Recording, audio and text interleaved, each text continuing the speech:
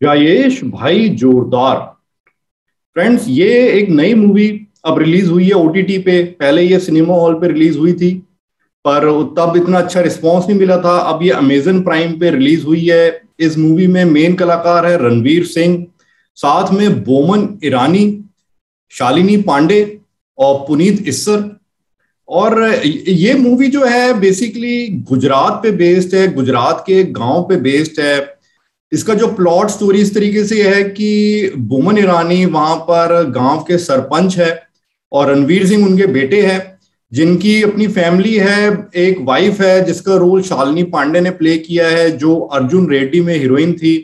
और साथ में एक बेटी इनकी ऑलरेडी है, पहले से है, पर इनका बेटा नहीं हो रहा है। इनकी वाइफ 6 बार उसके बाद प्रेग्नेंट हो चुकी है और 6 मिस कैरेज हो चुकी है, जो कि जानबूझ के किए गए हैं इनके फादर बोमन ईरानी के प्रेशर में। पर इनका बेटा नहीं हो रहा, तो इसलिए मिस कैरेज किए, पहले से सेक्स डिटरमाइन करके। और अब की बार भी जैसे पता लगता है कि बेटी ही होने वाली है। तो यहां पर अब रणवीर सिंह नहीं चाहते कि फिर से मिस कैरेज हो, वो तो पहले भी नहीं चाहते थे। तो मूवी में दिखाया है कि एक गांव में किस तरीके से जैसे अनइक्वल राइट से रहते हैं मेल फीमेल में, तो वहां पर रणवीर सिंह चाहते हैं कि फीमेल्स को भी एक बराबरी का दर्जा मिले, उन्हें भी अच्छा सम्मान मिले और इस तरह से ना हो। पर जो विलेज सरपंच दिखाया है बोमन ईरानी, तो उनका पूरा होल्ड है अपनी फैमिली पर भी, पूरे गांव पर भी। और वो काफी पुराने ख्याल के हैं यहाँ पे, जो कि इस बात में बिल्कुल बिलीव नहीं करते। और ये एक उस कन्फ्लिक्ट की पूरी कहानी है, जो कि एक कॉमेडी मूवी भी है पर साथ में सीरियस मूवी भी है। So it's like a serious comedy movie, उसी पर ही ये पूरा चलता है। और जो कैरेक्टर है यहाँ पर रणवीर सिंह का, तो रणवीर सिंह का कैरेक्टर दिखाया है कि वो इतना कोई दबंग किस्म का कैरेक्टर नहीं है, और साथ ही उनकी कोई चलती भी नहीं है अपने घर में या गांव में, उनके पिताजी की चलती है। तो वो अपनी वाइफ का साथ पूरा देते हैं, शुरू से ही देते आ रहे हैं और अब भी देना चाहते हैं, पर वो खुल के नहीं देते। तो वो एक तरह से छुप के या दूसरे तरीके से देते हैं, तो उसमें एक कॉमेडी सिचुएशंस काफी पैदा होती है। और अल्टीमेटली फिर ये वहां से भाग भी जाते हैं अपनी बीवी के साथ। पहले तो भगा देते हैं, अलग तरीके से लगता है कि वो खुद भाग गई है, और बाद में खुद भी भाग जाते हैं।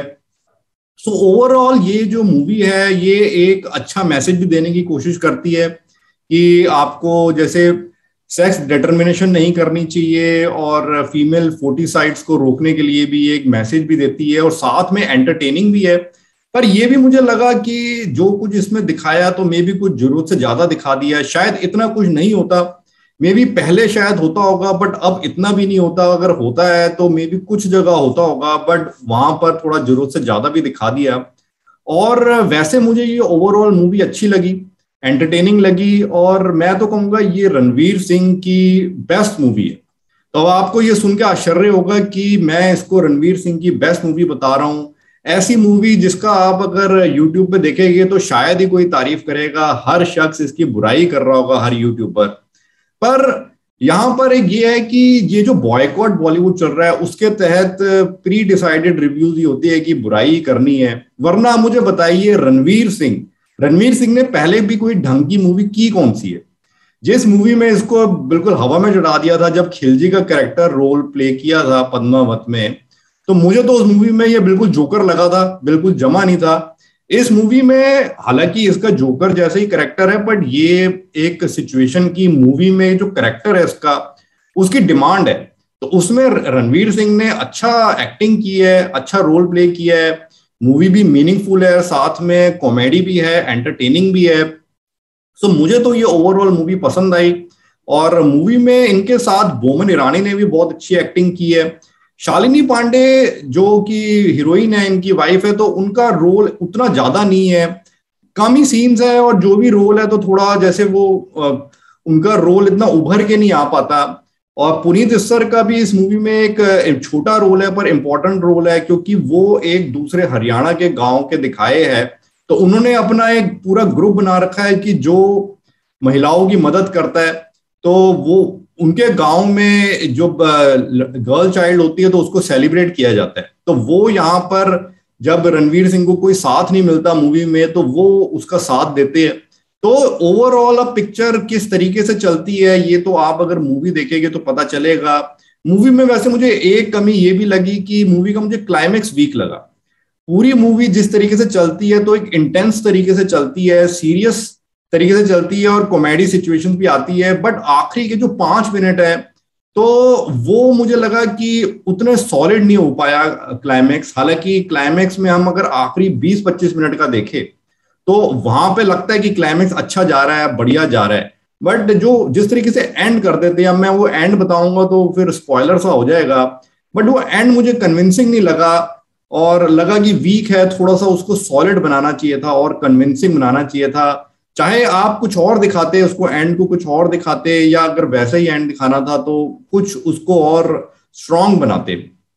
सो ओवरऑल ये मूवी डेफिनेटली एक वन टाइम वॉच तो है। मैं इसको मस्ट वॉच मूवी तो नहीं कहूंगा, कुछ लोगों को ये पसंद आएगी, आ सकती है, और जिनको नहीं आई या जो नहीं देखना चाहते, बायकॉट करना चाहते तो बिल्कुल कर दीजिए। सो मैं इस मूवी को रेटिंग्स दूंगा 3.5 out of 5। According to me it's the best movie of Ranveer Singh. और मुझे इनकी पहले कोई मूवीज इतनी कोई खास पसंद नहीं आती थी, जोकर जैसा ही रोल करते थे और अभी भी जोकर जैसा ही रोल है, बट एटलीस्ट मूवी में तो दम है, मूवी अच्छी है, मीनिंगफुल मूवी है, एंटरटेनिंग भी है और इस रोल में ये जमे भी है, एक्टिंग भी अच्छी की है। सो मुझे ये मूवी पसंद आई।